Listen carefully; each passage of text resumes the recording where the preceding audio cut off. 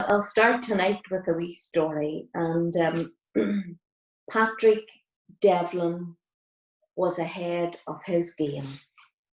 For Patrick Devlin was a pickpocket, and he came from a long line of pickpockets, and he was highly skilled at his craft.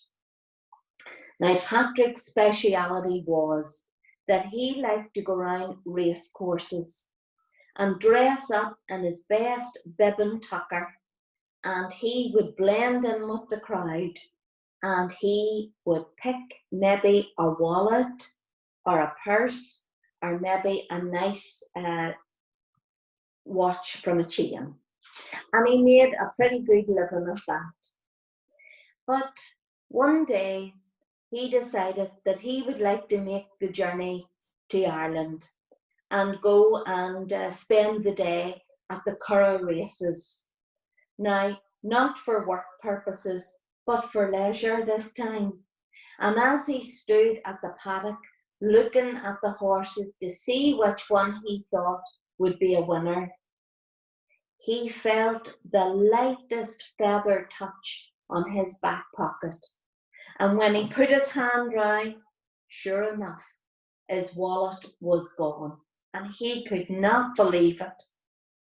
He scanned round the crowd, and there he seen a pretty young woman hurriedly making her way across the field. Well, he followed her across, and there he found her sitting in a marquee, sipping tea, blending in with the crowd. And then as he approached her, he introduced himself as Patrick Devlin, and they shook hands. And Patrick said to her, "I think that you may have something that belongs to me." Well, she put the greatest act on, and she said she didn't know what he was talking about, but her cheeks gave it away, for they blushed of red. And he said, "You can't fool me, because I'm in the same game as yourself. I'm a prize pickpocket." So she reluctantly returned Patrick's wallet back to him.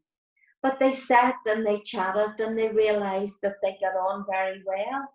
Patrick liked this young woman greatly, and she kind of way was growing fond of him. And there and then they made a pact, and they agreed that they would start to work together. Patrick thought that this young woman would be a great advantage. So they travelled back to England, and they went round the like of Royal Ascot and Cheltenham, and they were the prize pickpockets there. But you know, it wasn't long before love blossomed, and Patrick and her struck up a romance, and they decided that they would get married. So the young woman said that she would like to have a baby, but before that, she would like to return to her homeland of Dublin. She wanted to return to Dublin. So Patrick agreed, and they both made the journey back from England across the Irish Sea, and they settled in Dublin. And there they bought a little small grocer's shop, and they tried their best to live a straight and honest life. Well, young Kathleen fell pregnant, and the night came when Kathleen started to have pains.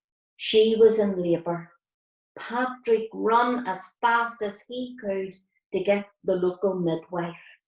The midwife came, and young Kathleen gave birth to a beautiful little baby boy. But when the baby was born with his arm tucked in under his arm. The midwife tried to manipulate that little arm out. It just would not come. And the baby's fist was as tight as a drum. Well, Kathleen and Patrick, they were heartbroken about their little baby. And Kathleen said, "You know, Patrick, I think that this is a curse on us, a curse for the life that we led as pickpockets. But they took the baby to various doctors, to herbalists, to all kind of wise women, but nothing was getting that little arm out from under his armpit.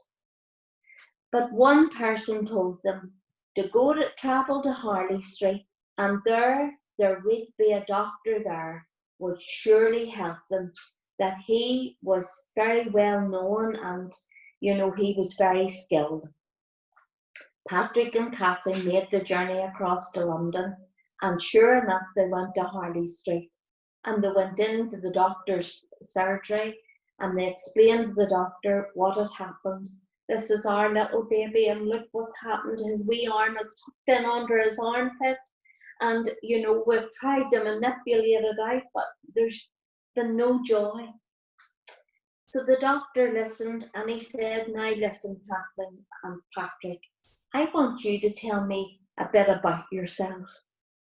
Well, the truth is, doctor, the both of us were pickpockets. We were at the top of our game, and we think that this is a curse put on us because of the life that we led. The doctor listened intently, and out he brought his pocket watch, and he swung that watch in front of the little baby's face. And by the third swing of that watch, the little baby's arm shot out and his little tight fist unfurled. And there, in the palm of the little baby's hand, was the midwife's wedding ring.